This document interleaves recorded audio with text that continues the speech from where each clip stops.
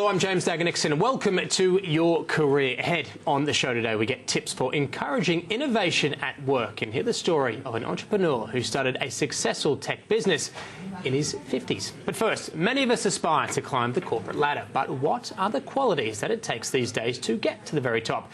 And if you're looking to fill a C-level role, how do you spot the next big thing? Well, joining me to share their advice on how to identify and recruit C-suite executives, Nina Mapson Bone, who is the Managing Director of Beaumont Consulting, and Stephanie Christopher, CEO of the Executive Connection. Thank you both for joining me.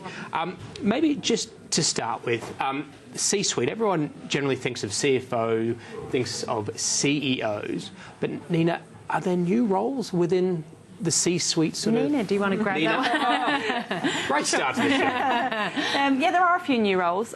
Chief Risk Officer became a big one after the global financial crisis. The other ones you look at more recently are Chief Strategic Officer and Chief Sales Officer.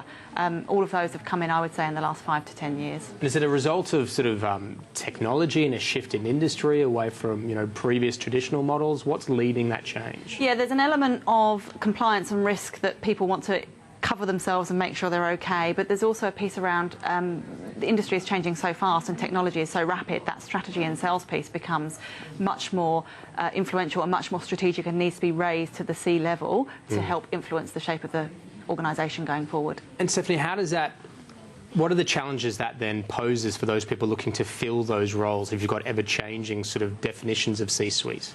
I think it's first of all identifying what you're looking for in that kind of role, because what's the experience and background if it's a new industry or if it's a start-up even or something entrepreneurial. How can someone have that experience if that role's never existed before? So I think that's one of the challenges for the organisation hiring, and for the person also who may be having a diverse career experience and shifting from something they've done in the past and translating it into a whole new direction in their career. Stephanie, if I might pick up on something you said there, you talk about identifying what you want. The challenge often with these level roles is that there are more than one person involved in identifying, and they may not agree on what it is they're after. So particularly if there's a board involved, they'll have various opinions on what should that person. I suppose in your experience and the people you talk to, at a basic level, what tend to be the qualities that people are looking for to fill those C-suite sort of positions? I mean, is it an amazing understanding of the technical sort of specifics? Is there a broader leadership sort of quality that people are looking for? It's all of those. So you're expecting at this level that you want the complete package. You need somebody that has a fundamental understanding of the technical area of either the services or the goods that are being produced and sold.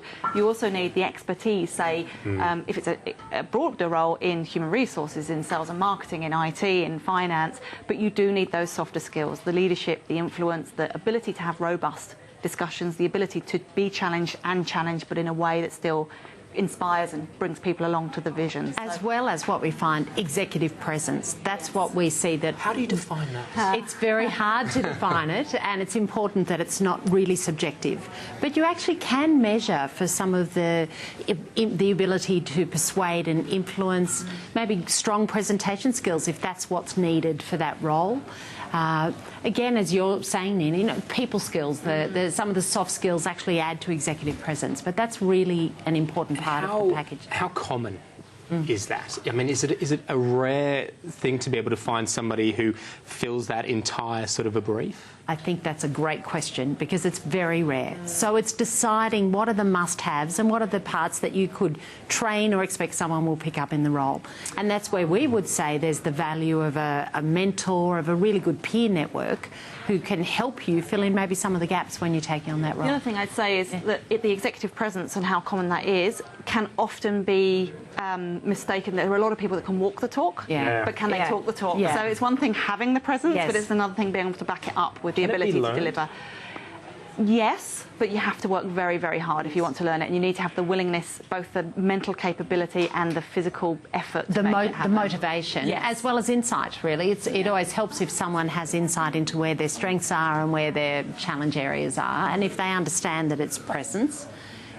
It's a hard one to train, though, and develop, What would you say, I suppose, for any employers out there looking to fill these sorts of positions in terms of the basic steps, the basic fundamentals of talent that they should be looking at and how to measure that? First thing I'd say is absolutely define what you're looking for. And as Nina said, that can be hard if there's a number of executives involved. Be very clear on what you're looking for, and then measure against it with a number of parts of the recruitment process, of a robust process. So if it is a psychometric assessment, if it is work samples, we would say go through the whole process. And I'll jump in, because one of the challenges here is that we find that the higher up you go to recruit, the less robust the process tends to be. That's right. It shouldn't be, Right. but it becomes much more informal, much more conversational, because you're a senior person, you know what you're doing. I don't want to challenge you. I don't want to disrespect you by thinking that I have to really look into the details of what you've achieved. I don't want to put you through hours of psychometric testing, because that would seem disrespectful to you. But they should be doing that. But they absolutely should be, because that's how you weed out those that can walk. And they're the make or break roles too. The higher up in an organisation, the most critical it is to the success of the organisation. So yeah, I agree with you. So, I mean, is it a case of you putting it out there, online searching, and narrowing the field down face to face on a couple of things, the psychometric? I mean, is it that sort of a formal process? It should be a really robust and really broad process. So the more senior the role and the more important the role, the wider you should throw the net. Even if you think you know the person that you want for it, you need an independent process. You need to look for referrals at every level, from your board, your executive team, from competitors, from clients. You look at associations, forums, publications, conferences. Look at who speaks, who presents, who volunteers. Dig up as many names as you can, and then you use your online searching tools to match other people with similar skills to create that real wide funnel of people that you want to invite to apply in the first place, and then you whittle down and whittle down and whittle down from there. And every step of the process, and there should be many, will help whittle that down. I saw a huge mistake made by a board once when they hired a COO overnight based on her referee. Yeah. They were so impressed by the person who was going to be the referee that they hired her overnight, and it was a huge mistake for the business. Going back to, Stephanie, the point you made about executive presence, personality, that I suppose would be a crucial component when hiring someone of that sort of level. Everybody would know firsthand or hear horror stories of, the bully boss, the sort of the arrogance and so forth. I mean, how do those sorts of people who maybe end up being bad for culture tend to slip through, and are they quickly found out, do you think? Sometimes if they've slipped through, they've managed through their whole career and haven't been found out, and the people around them have seen it and don't understand. I think that how you can assess for that is what you were talking about, Nina, is understanding who else they've worked with, more than a simple traditional reference check. It's actually really having a broad picture of this person throughout their career. By the time you're talking about C-suite, there's a lot of evidence about how they've worked in organisations, how they've been received, what they've achieved, as well as your own assessment of them, of a person. But sometimes you get it wrong. Everyone gets it wrong. I would say the challenge is, at this level, that the personality traits of a good CEO are actually alarmingly similar to the personality traits of a psychopath. They need to be charming, they need to be charismatic, they need to be intelligent, they need to be able to inspire people to their vision, to get them along to where they go. And some people use their powers for good, and some people use their powers for evil. And so the process should be about really checking that. One of the things I always recommend with references, for example, at this level, you won't have got to this level if you haven't at some point had to either fire an employee or make someone redundant, or negotiate yourself out of a contract, or extricate yourself from a client relationship that's not working. Ask for a referee from one of those people. What if it's someone who has no experience amongst C-suite, so we're actually going from, say, middle management, and this is going to be their first attempt at getting to that level? Is it a different sort of a process for them, because maybe there isn't that experience at that level to fall back on and check with? I would run exactly the same process. The process should be exactly the same for everybody, but you might make allowances for the kind of examples that you're looking for, or the kind of situational behaviours that you're willing to accept, and rank accordingly. And you might be willing to invest more time and money into the person. You were talking, Stephanie, about a coach or a mentor, to bring them up the curve, on the basis that it's likely their base salary will be a little less to start with as well. So you don't change the process, but you make allowances for steps. And I think you'd really include in the recruitment process onboarding for that person, even more so for a very experienced CEO who you've brought in because of what they've done in the past. Just making sure that you're very clear about what your development plan is for this person from the beginning. What about from the employee perspective? Somebody who feels that they are ready to take that sort of next step, they want to get recognised. What should they be actively doing to make that transition? First thing I'd say is get a mentor, and someone who'll How do you do that? someone who'll be hard on you. How do you do it? Yeah.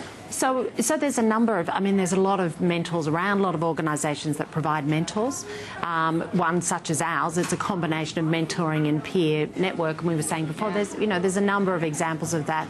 But it's looking for someone who isn't your direct boss, someone who might be in industry, but who has the experience or the capabilities and skills that you would like to learn from. So it's someone who can actually add value to you in where they've failed, where they've been successful, and will be a bit tough on you. The other thing I would say is don't be afraid to have a conversation with your manager. If you're a general manager, have a conversation with the C-level person and say, this is where I want to go. How far away do you think I am from it? What do I need to do to get there? Be honest with me, give me that feedback. And because you're also signalling to them that within a certain time frame, if you do those steps, you're going to be having a certain expectation, but doing it in a soft way without an ultimatum. All right, look, unfortunately, we've run short of time and could keep going, but got to leave it there. Nina, Mapson Bone, Stephanie, Christopher, look, thank you so much for joining us. Thank you, James. You're welcome. We are going to take a quick break.